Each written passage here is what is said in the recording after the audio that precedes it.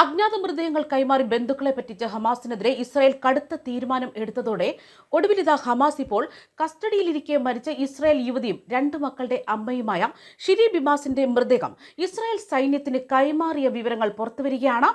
അതായത് വെടിനിർത്തൽ കരാറിന്റെ ഭാഗമായി ഹമാസ് ഇക്കഴിഞ്ഞ ദിവസം കൈമാറിയ 4 ബന്ദികളുടെ മൃതദേഹങ്ങൾ ഷിരി ബിമാസിന്റേതല്ല എന്ന് ഇസ്രായേൽ സൈന്യം തിരിച്ചറിഞ്ഞിരുന്നു. ഇതോടെ ഈ ക്രൂരതയ്ക്ക് ഹമാസ് കനത്ത വില നൽകേണ്ടി വരുമെന്ന് വ്യക്തമാക്കിക്കൊണ്ട് ഇസ്രായേൽ പ്രധാനമന്ത്രി ബെഞ്ചമിൻ നെതന്യാഹു മുന്നിലെത്തിയിരുന്നു.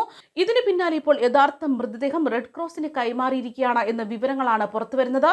ഇപ്പോൾ ഈ മൃതദേഹം പരിശോധിച്ച് ഉറപ്പാക്കാൻ നടപടി തുടങ്ങിയതായിട്ടുള്ള വിവരങ്ങളാണ് ഇസ്രായേൽ സൈന്യം അറിയിക്കുന്നത്.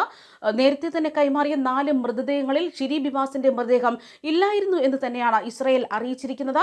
പകരം ഒരു അജ്ഞാത മൃതദേഹമായിരുന്നു ഇസ്രായേലിന് ലഭിച്ചത്. ഇത് പരിശോധിക്കുമെന്ന് അറിയിച്ചുകൊണ്ട് ഹമാസ് പിന്നീട് യഥാർത്ഥ മൃതദേഹം കൈമാറുകയായിരുന്നു. ഇതോടെ സംഭവം വെടിനിർത്തൽ കരാറിനെ ബാധിക്കുമെന്ന ആശങ്കയാണ് പതിയെ ഇല്ലാതാകുന്നത്. മാത്രമല്ല, ഇവർ മരിച്ചത് ഹമാസ് കസ്റ്റഡിയിലിരിക്കെ ഇസ്രായേൽ നടത്തിയ ആക്രമണത്തിലാണ് എന്ന ആരോപണത്തെ ചൊല്ലിയുള്ള തർക്കങ്ങളും തുടരുകയാണ്.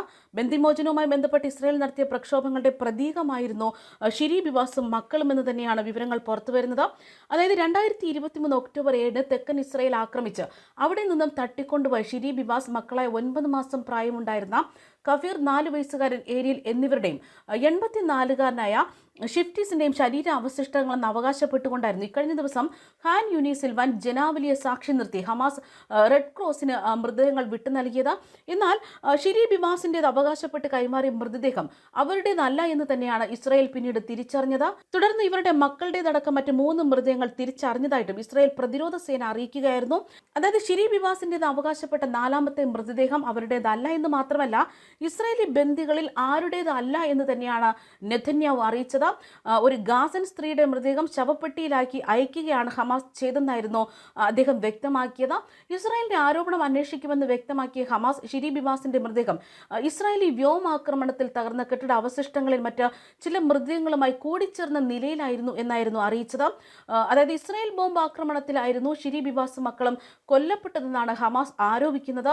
എന്നാൽ ഇത് നിഷേധിച്ച ഇസ്രായേൽ ആകട്ടെ നവംബറിൽ ഹമാസ് തീവ്രവാദികൾ കുട്ടികളെ ക്രൂരമായി കൊല്ലുകയായിരുന്നുവെന്ന് പ്രതികരിക്കുകയായിരുന്നു.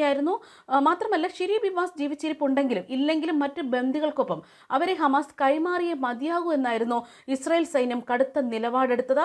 അതായത് ജീവിച്ചിരിക്കുന്നവരും മരിച്ചവരുമായ തങ്ങളുടെ ബന്ദികൾക്കൊപ്പം തന്നെ ഷിരിയും വീട്ടിലേക്ക് കൊണ്ടുവരാൻ ഞങ്ങൾ നിശ്ചയദാർഢ്യത്തോടെ പ്രവർത്തിക്കുമെന്നും കരാറിന്റെ ക്രൂരവും തിന്മ നിറഞ്ഞതുമായ ലംഘനത്തിന്റെ മുഴുവൻ വിലയും ഹമാസ് നൽകേണ്ടി വരുമെന്ന് തന്നെ നെതന്യാഹു ഉറപ്പാക്കുകയും ചെയ്തിരുന്നു. ഷിരി ബിമാസിന്റെ ഭർത്താവ് യാദേൻ ബിമാസിനെ ഫെബ്രുവരി 1 ഹമാസ് വിട്ടയച്ചിരുന്നു. 2023 ഒക്ടോബർ 7 തീവ്രവാദികൾ കുടുംബത്തിന്റെ വീട്ടിലേക്ക് ഇരച്ചു കയറിയപ്പോൾ വെറും 9 മാസം പ്രായമുള്ള പല്ലില്ലാത്ത പുഞ്ചിരിയുള്ള ചുവന്ന തലയുള്ള ഒരു കുഞ്ഞായിരുന്നു ഹിർ ബിമാസ് എന്നാണ് വിവരങ്ങൾ. അദ്ദേഹത്തിന്റെ സഹോദരൻ എരിയലിന് 4 വയസ്സായിരുന്നു.